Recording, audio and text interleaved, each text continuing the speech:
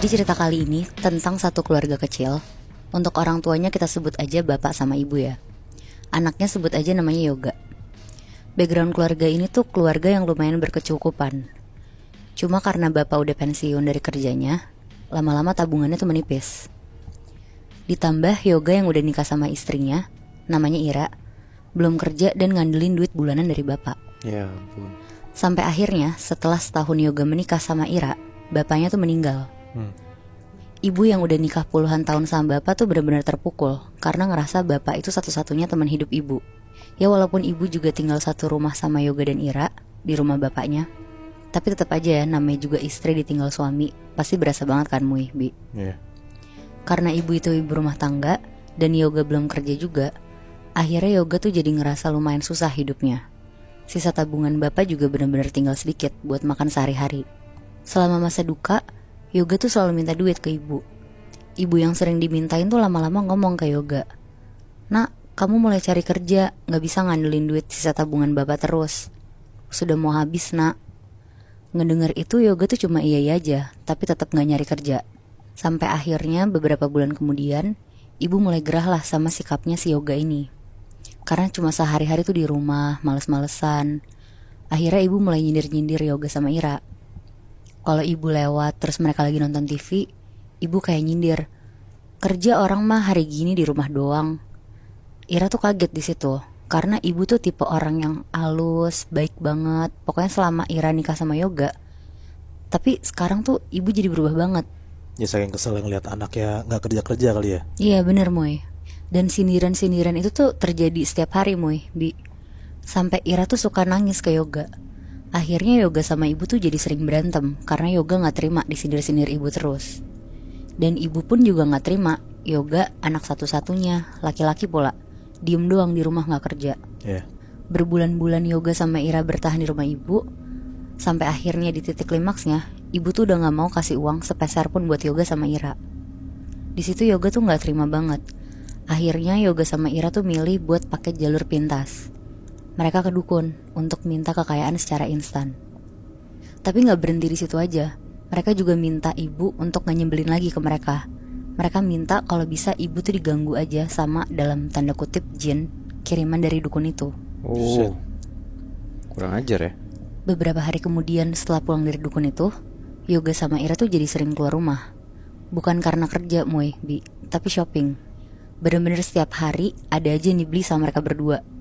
Nah ngelihat itu, ibu yang ngerasa gak pernah ngasih duit ke mereka lagi tuh curiga sama mereka. Ditanyalah sama ibu, "Kamu kerja apa sekarang Yoga?"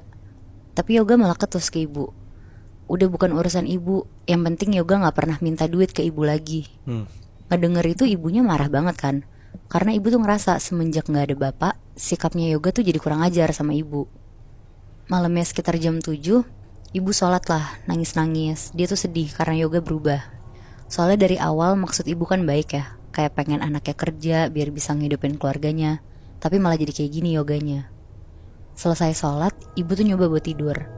Dia matiin lampu kamarnya, terus tiduran. Akhirnya dia mulai merem. Pas udah ketiduran, ibu kan tidurnya posisinya terlentang. Nah terus dia tuh ngerasa kayak ada kuku orang yang jalan di lengannya dia gitu loh Moy, Bi. Jadi kayak nyakar tapi nggak yang sampai berdarah gitu. Iya benar. Dan itu pelan banget. Terus karena ibu bingung, dia nyoba buka mata sedikit. Terus ngelirik lah ke kanan.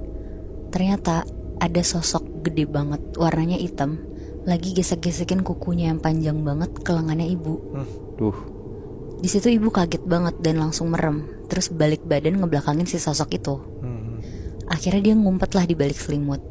Kira-kira udah sejam ditunggu sama ibu, udah gak ada tanda-tanda dari sosok itu. Akhirnya ibu tuh nyoba merem lagi, karena dia udah ngerasa tenang. Tapi tiba-tiba ibu tuh denger kayak ada suara dari jendela kamarnya. Suaranya tuh kedengerannya kayak ranting pohon yang kena ke jendela gitu Moy. Karena posisinya pas banget di hari itu tuh lagi hujan deras dan anginnya tuh juga kenceng. Akhirnya ibu mau ngecek lah. Dia jalan, nyalain lampu kamarnya. Dia tuh mau ngecek ke sumber suara itu karena takutnya jendela ibu tuh belum ketutup benar. Jadi takut air juga masuk. Terus akhirnya ibu bukalah hordengnya. Dia buka hordengnya pelan-pelan ke arah kanan. Pas udah kebuka, ibu kaget banget. Ada sosok hitam gede yang tadi Lagi gesek-gesekin kukunya yang panjang banget ke jendela kamar ibu. Set. Tatap-tatapan berarti tuh. Tatap-tatapan Moy. Wow. Gue merinding banget lagi.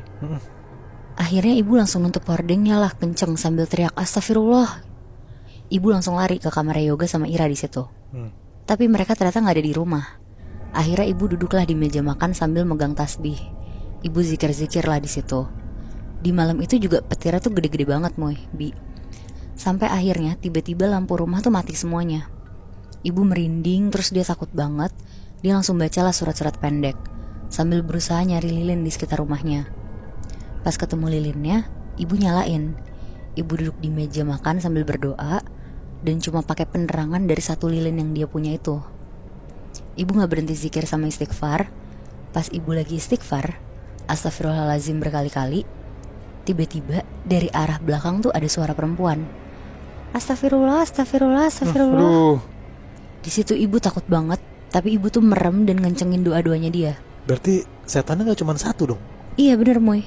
Sampai akhirnya sejam kemudian ya, Yoga sama Ira tuh pulang. Pas mereka berdua pulang, lampu rumah tuh langsung nyala semua. Ibu ngeliat mereka berdua pulang tuh bawa belanjaan yang super banyak sambil kayak ketawa-tawa gitu loh, kayak happy banget. Di situ ibu mulai curiga. Ibu langsung masuk kamar dan itu tidur. Besok paginya, ibu nelfon lah temennya yang kebetulan punya kelebihan kayak bisa ngeliat sesuatu gitu.